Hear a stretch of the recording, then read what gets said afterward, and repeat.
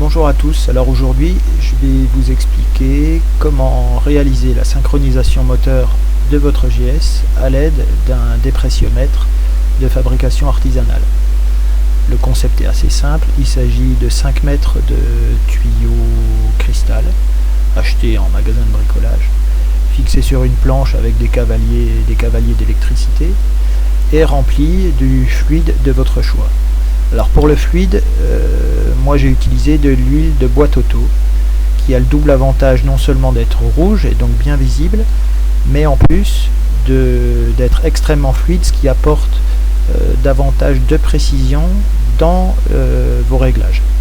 Au préalable, vous allez donc devoir détendre les câbles au niveau de la poignée d'accélérateur, donc contre-écrou et tendeur, mais aussi au niveau des boîtiers papillons, de façon à obtenir environ 1 à 2 mm de jeu pour votre réglage. Ensuite, vous enlevez les capuchons des prises de dépression sur chaque boîtier papillon et vous raccordez les deux extrémités du flexible de votre dépressiomètre.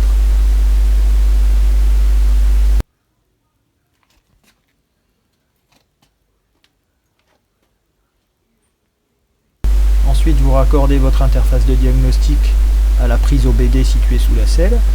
Moi personnellement j'utilise un adaptateur et l'interface OBD Link LX en Bluetooth ainsi que l'application Motoscan sur Android.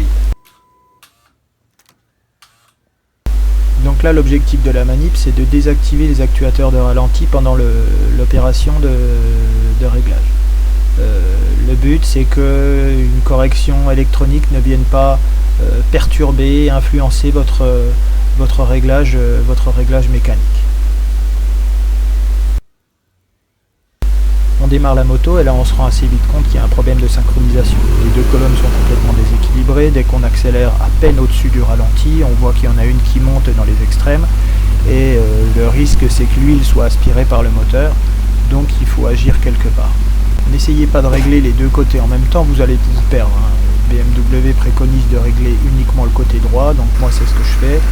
Je règle le côté gauche de façon à ce qu'il y ait un tout petit peu de jeu et ensuite j'agis uniquement sur le côté droit. Ensuite c'est très simple, vous vous rendez compte tout seul qu'en tournant votre tendeur de câble dans un sens, il y a une colonne qui monte et l'autre qui descend et vice versa. Vous agissez donc sur votre tendeur de câble jusqu'à ce que les deux colonnes soient alignées et ne bougent plus.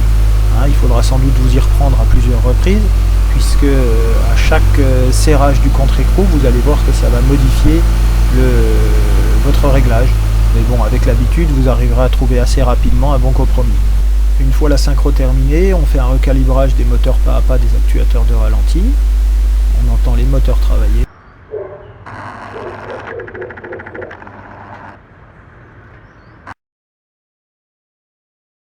Voilà, c'est terminé, donc vous pouvez débrancher les flexibles du dépressiomètre, n'oubliez pas de remettre les bouchons et aller faire un essai routier. Allez, bonne route!